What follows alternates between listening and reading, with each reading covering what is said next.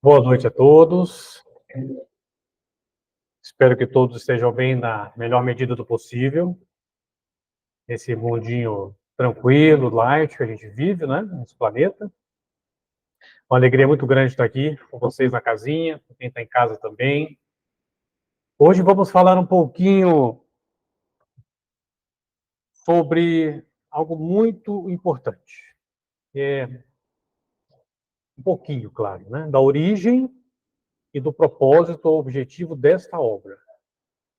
Uma obra que é tão amplamente estudada, dentro e fora das casas espíritas, dentro e fora do movimento espírita, inclusive, e que a gente vá um pouquinho além do óbvio e pare para pensar, né? Se a gente estuda tanto e busca tanto o conteúdo desse livro, por quê? Por quê? Né? Pelo menos eu peguei, confesso que peguei a agenda para relembrar a data da palestra de hoje, na hora veio não estava pensando, geralmente a gente não fala de introdução do Evangelho segundo o Espiritismo, né? Aquela questão de introdução, às vezes, passa um pouquinho batida, embora faça parte da pauta, mas me veio na cabeça isso instantaneamente. Então, pensei, deve ter algum objetivo importante de falar desse assunto hoje, né? Então, vamos fazer aqui um raciocínio tranquilo, mas que a gente possa chegar nesse ponto. Por que o Evangelho segundo o Espiritismo existe e de onde ele veio?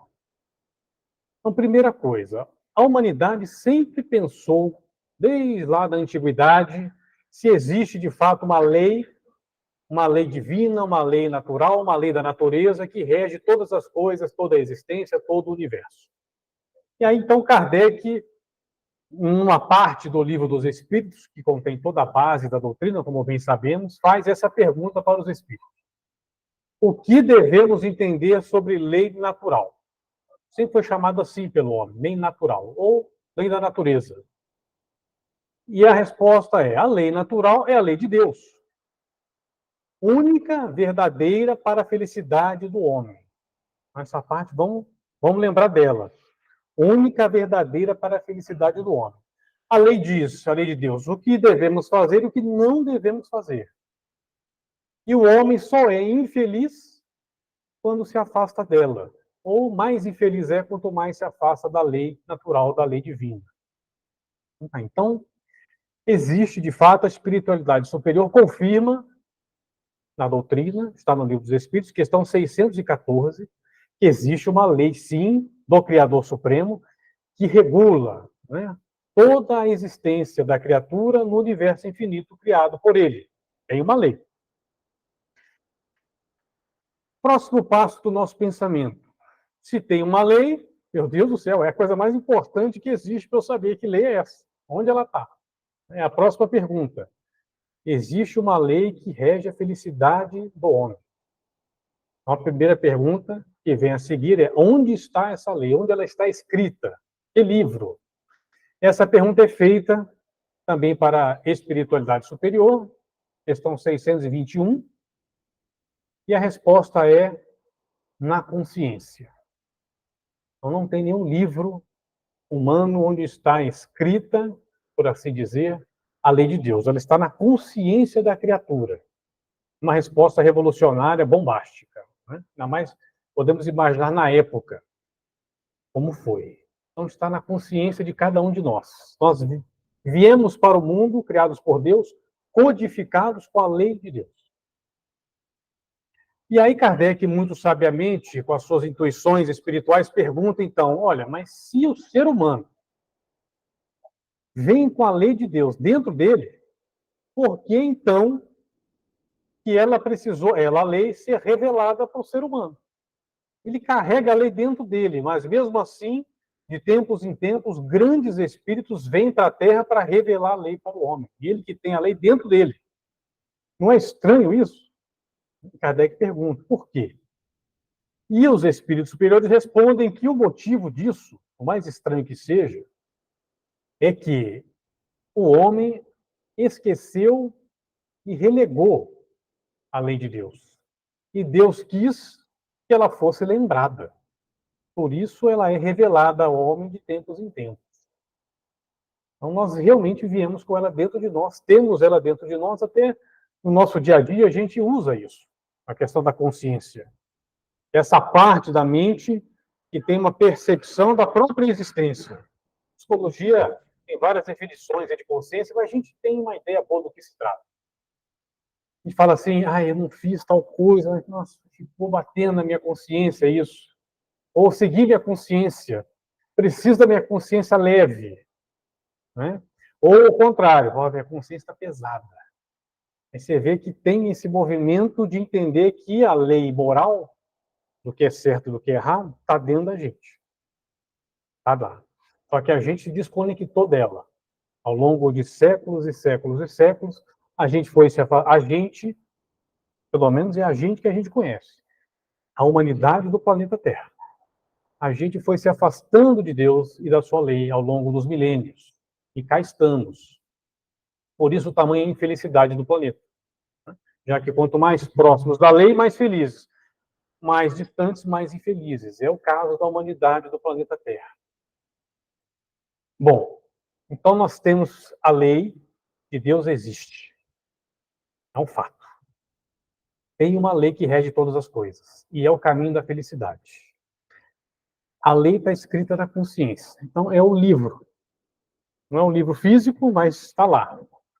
Tem um lugar onde ela está. E aí vem a questão, olha, precisou ser revelada porque nós esquecemos dela. E aí, próxima pergunta no nosso raciocínio aqui humilde é a questão 625. Célebre questão. Qual o tipo mais perfeito que Deus tem enviado ao homem para servir-lhe de guia e modelo? E a resposta, Jesus. Ou seja, em outras palavras, Jesus é o espírito mais perfeito que já pisou na Terra. Portanto, e de uma palavra mais simples que Kardec está buscando com essa pergunta é: quem é o grande professor da lei? Quem é o grande professor da lei? De muitos professores, quem é o grande professor? A resposta é Jesus. Jesus é o grande professor da lei. Não só para ensiná-la, já que veio e encarnou, o espírito mais perfeito que nós temos como conceber no planeta Terra, mas ele também viveu a lei, como um reflexo mais puro possível da própria essência de Deus, do Criador, vivendo e existindo uma experiência mais ou menos breve na superfície do planeta. É o evento Jesus. Então, nós temos a lei, nós temos onde ela está escrita, ela foi esquecida, nos desconectamos dela, precisou ser revelada pelo amor de Deus, pelo amor do Pai. Ela falou, vocês esqueceram, então vou trazê-la para vocês. E foi trazendo. E falou assim, olha, ainda assim não foi compreendido, então vou enviar um filho dileto para estar com vocês, para que ele mostre o que sou eu, dentro do que é possível vocês conceberem. E veio Jesus. Então tem o grande professor da lei. Então, está caminhando, né? Parece que está caminhando. Aí nós temos uma coisa, eu não sei quanto a vocês, quem está em casa, quem está aqui na casinha, mas eu, honestamente, eu não me lembro, infelizmente, das aulas de Jesus há 2000 anos na Galileia sobre lei de Deus. Eu não lembro. Inclusive, eu acho que assim, se por acaso eu estava lá, pode ser, e acho que outros companheiros aqui também podem ter estado lá naquela época, né? Provavelmente a má notícia é que o nosso interesse estava em outro lugar. Provavelmente para fazer festa. E não para ver a aula de Jesus sobre lei de Deus. Né? Senão, acho que estaríamos em outro lugar agora. Não nesse mundinho gostoso que estamos. Então, nós não lembramos. Jesus passou, esteve, viveu a lei de Deus, ensinou a lei de Deus, e nós não lembramos dessa passagem, desse evento. E aí a gente se pega assim, olha, tomara que alguém tenha anotado. Tomara que alguém tenha anotado. Será que alguém anotou? A gente poder agora ali estudar e lembrar o que Jesus ensinou, um pouquinho da vida de Jesus. Mas será que alguém anotou? Tomara. E nós temos, por assim dizer, de uma forma mais ampla, 27 livros ou livretos no Novo Testamento. 27. Nesses 27, nós temos 4 que são os chamados evangelhos bíblicos. Conhecemos bem eles. Os 4 evangelhos clássicos bíblicos estão lá. Mais ou menos escritos há 2000 anos. Faz tempo também foram escritos. Mas, graças a Deus, alguém escreveu. Alguém anotou o que foi possível da passagem de Jesus, sua vida, seus ensinamentos, suas práticas, seu comportamento, né? Está anotado.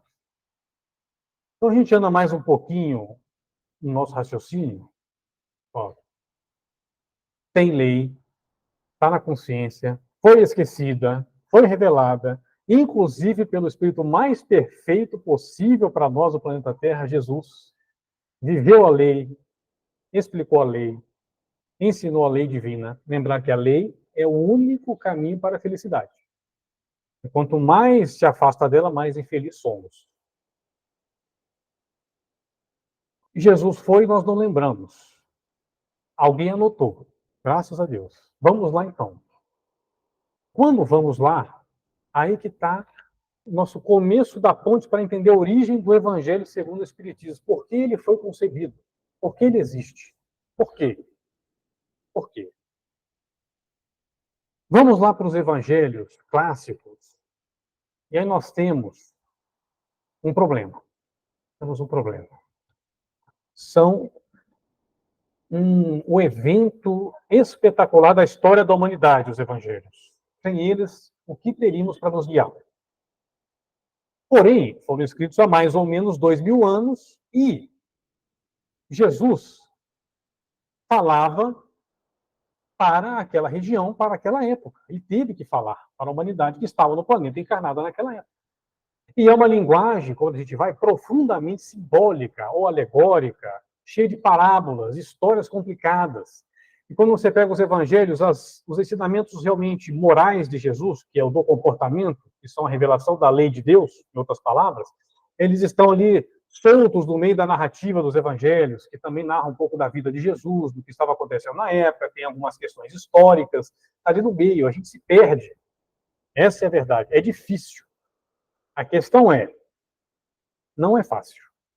Não é fácil você extrair a essência da revelação da lei de Deus trazida por Jesus, o grande mestre, nos evangelhos bíblicos, clássicos. Não é fácil.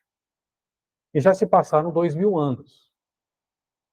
Então, na questão, seguindo o nosso raciocínio, da base da doutrina, na questão 627, então, Kardec vai seguindo o raciocínio, ele fala, olha, se Jesus, o mestre por excelência, veio, revelou e ensinou a lei de Deus para nós, para o ser humano, qual a utilidade da doutrina espírita? Por que ela precisa existir? Ou seja, os espíritos estão ensinando alguma coisa a mais? Se Jesus já veio ensinar, os espíritos agora estão ensinando alguma coisa diferente, nova? Né? E aí a espiritualidade vai lá e confirma isso que acabamos de dizer. Olha, Jesus ensinou de fato, o grande mestre, é ele. Só que numa linguagem muito complicada para a gente entender hoje em dia. E, portanto, não está sendo entendido. Não está sendo entendida e muito menos ainda vivenciada.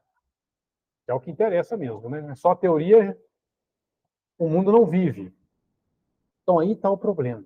Foi aí quando veio essa resposta universal para o estabelecimento da doutrina espírita, foi aí que Kardec, com toda a equipe espiritual, pegou o gancho e falou, olha, aí tem um problema. A gente precisa atender. Nós precisamos criar uma obra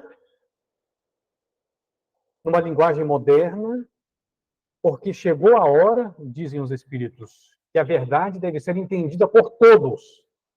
Por todos. Não só por alguns que conseguem entender. Por todos, no mundo todo. Chegou a hora. Então, aí, esse é o ponto da origem da construção do Evangelho segundo o Espiritismo.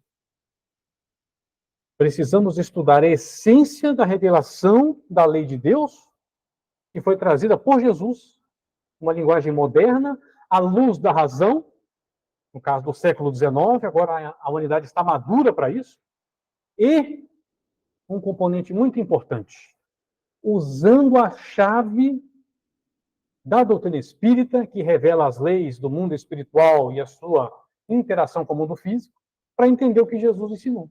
Estava faltando essa chave, não tinha na época de Jesus. Então você pega numa linguagem moderna, à luz da razão, do raciocínio, e usando a chave do próprio Espiritismo para entender o Evangelho. Esse é o escopo básico do Evangelho segundo o Espiritismo. Por isso ele é tão importante, por isso ele foi concebido como necessário para o mundo, nesse momento. E aí nós temos, ok, então é por isso que ele foi construído. E ele foi construído, diga-se de passagem, de uma forma meticulosa, cuidadosa. Cada capítulo do Evangelho segundo o Espiritismo, ele é colocado no lugar certo e pensado para que ele seja a base do próximo, e o próximo complementa o anterior e dá abertura para o que vem. Os 28 capítulos são assim. Você vai construindo o entendimento da revelação da lei de Deus trazidas por Jesus. Olha que coisa bonita. E às vezes, por que eu acredito que estamos falando desse assunto essa noite? A gente estuda em casa, na casa espírita, o Evangelho, às vezes lê, né? A gente tem esse hábito que é muito bom, de abre ao acaso, que muitas vezes a espiritualidade quer trazer uma mensagem ali para aquele momento que você está precisando, e a gente não se dá conta da dimensão que é essa obra. Né? Não tem. A gente passa batido, ainda mais na intensidade, correria e loucura que a gente vive, cada vez mais, passa despercebido. Eu imagino que esse é o motivo por que a gente está relembrando isso hoje.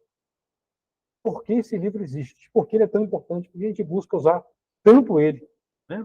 E Kardec anotou aqui, para complementar o raciocínio, o objetivo da obra está na introdução. Muitas vezes passa batido. Na introdução a gente pula. Uma pena. Mas Kardec diz o que aqui? Muito brevemente. O ensino moral de Jesus é um código divino. Código divino, lei divina. É aquilo que o Criador usa para regular, organizar a existência de toda a criação. Dentro da criação estamos nós, a criatura, o princípio inteligente. E Kardec diz assim, de tudo que tem para a gente colocar como objetivo dessa obra, ele diz, por fim e acima de tudo, os ensinamentos morais de Jesus são o caminho infalível da felicidade. Olha aqui, de novo. Caminho infalível da felicidade. A conquistar. Você não vai ler o livro inteirinho e entender, pô, agora eu sou feliz. Li o Evangelho e sou feliz da vida. E não é assim. Tem que conquistar, porque Deus exige mérito, porque Deus é soberanamente justo. Então tem que ter mérito, tem que se esforçar. Ele diz, uma ponta do véu erguida sobre a vida futura. Nossa vida futura, que pode ser muito boa, aí você levanta o véuzinho para dar uma enxergada no que está lá na frente esperando a gente. Esse é o ensinamento de Jesus. Ele diz, essa parte aí constitui o objetivo exclusivo dessa obra. Bom, aí. O objetivo exclusivo da obra é estudar a parte dos evangelhos bíblicos que contém o ensinamento moral. Em outras palavras, é a revelação da lei de Deus trazida por Jesus, o Espírito mais perfeito que podemos conceber no planeta, governador do orbe, como sabemos pela própria doutrina. E aí estamos. E aí estamos. Disso tudo, agora, o que nós temos que realizar, de fato? Agora, botar... A gente sempre tenta fazer isso, né? Falar, tá bom, isso é bonito, estou entendendo, agora, como é que isso encaixa na minha vida? Daqui a pouco eu vou para casa, vou pisar fora daqui e algumas coisas já vão me incomodar, né? E aí, como é que fica essa história toda? Deixa aqui no centro, vai embora e está tudo resolvido? Não. Esse raciocínio do propósito da obra, da onde ela surgiu, por que ele é tão interessante para a gente carregar nessa noite? Para sempre. Porque faz parar. Para esse trem-bala que é a vida, 1000 quilômetros por hora. Para. Eu tive a sorte de estar aqui essa noite, em casa ou na casinha, tanto faz. Tem o esforço, né, de estar buscando, né? Cada um de nós está aqui, Assim, para esse trem na vida de 1.000 km/h, que eu não estou dando conta, deixa eu pensar o que está acontecendo. Falo assim, opa, eu estou tentando seguir, me esforçando para seguir uma doutrina que eu gosto, eu me afinizo, eu confio. Doutrina espírita, cristã. E eu estou buscando estudar esse livro aqui, o Evangelho segundo o Espiritismo. Não é Evangelho bíblico. Eu também posso estudar, é muito, muito legal. Eu estou estudando esse aqui dentro da casa. E na minha casa também. Faço Evangelho do Lar. Mas por que eu estou fazendo isso? Eu quero com isso. Eu sei, porque é um livro maravilhoso, muita luz. Ok, o que mais? Estamos na era da razão. Doutrina espírita. Luz, raciocínio, bom senso. Né? Esse livro contém o código de Deus. Parece uma coisa bem teológica isso, né? Até eu vi eu falando e falei, nossa. Mas é assim, esse livro contém o código de Deus. E o que é o código de Deus? É o caminho revelado pelo grande mestre para que possamos construir nossa felicidade. Tem alguma coisa mais importante e mais desejável que isso? Principalmente para espíritos, uma família humana que está temporariamente no planeta Terra, profundamente, de forma geral, infeliz. Profundamente infeliz. Sofredora. Justamente pelo afastamento da lei. Então, vale a pena a gente realizar isso. Olha, quando eu vou estudar o Evangelho segundo o Espiritismo, seja uma passagem aleatória que eu estou precisando, vou abrir, eu vou estudar sistematicamente aqui na casinha, que é uma casa muito séria, segue a sequência, né? Segunda e sexta. O ano todo vai seguindo a sequência dos capítulos, para justamente ter essa construção. Um capítulo encerra, abre o outro complementa o que foi, e abre o próximo, e assim vai, assim vai. Porque tudo foi minuciosamente pensado. Os trechos do Evangelho original estão aqui, para não perder essa essência, essa pureza do Evangelho original. Sempre é trazido. No final de quase todos os capítulos, o que temos? Instrução dos espíritos superiores. Tem mensagem psicografada que veio no mundo todo, Kardec, com a sua equipe, organizou aqui também. No final de quase todo o capítulo. É um espetáculo. E a gente precisa parar para pensar nisso. Acho que essa é a grande questão da noite. Para até se motivar a continuar esse caminho, essa caminhada do Evangelho segundo o Espiritismo. O Evangelho de Jesus, à luz da santa doutrina espírita. Mas entendendo o porquê das coisas. Não lendo mecanicamente, no embalo, e aí perde a força. Perde a força. Tá certo? É isso. O tema da noite é esse. E que sejamos capazes de construir nossa felicidade usando como um caminho muito bom e seguro, dentre muitos possíveis, isso é importante dizer, esse aqui não é o único caminho possível para você ter contato com a lei de Deus e entendê-la. Muitos caminhos disponíveis no planeta Terra. Mas esse aqui é um caminho muito bom. Muito bom. Já que está passando por nossa vida, vamos agarrar forte. Né? Vamos agarrar forte. Vale a pena, estamos precisando. Queremos ser felizes. E dá para construir essa felicidade. Certo? Tudo bem, gente. É isso, espero que tenha sido útil e que fique. E fique para nós. O que foi trazido pela espiritualidade da casinha nessa noite. Então vamos fechar um pouquinho os olhinhos também, para a gente respirar fundo mais uma vez, se harmonizar, parar para prestar atenção no nosso coração, agora batendo dentro do peito, sentindo as energias de gratidão por estarmos aqui, por estarmos vivos, por estarmos firmes, por estarmos sendo guiados por nossos mentores espirituais, anjos da guarda, por estarmos aqui sob a conexão e o amparo e o direcionamento de uma casa tão querida, tão bondosa, tão iluminada como a casinha. Que assim possamos aurir, né, juntar forças para seguir as lutas, superando cada uma, aos poucos, com calma, com fé, a cada dia que passa, a nossa semana de encarnados, que é muito corrida, é muito difícil, mas também que possamos abençoar todas as esferas e todos os reinos desse planeta, confiando que Jesus nos guia, que Deus é Pai de amor, e que, por assim, com o nosso esforço, tudo ficará bem no futuro. Que possamos seguir tranquilos, abertos, humildes para os trabalhos que seguem na noite, para os passes, possamos sair muito melhor do que viemos. Que assim seja, graças a Deus.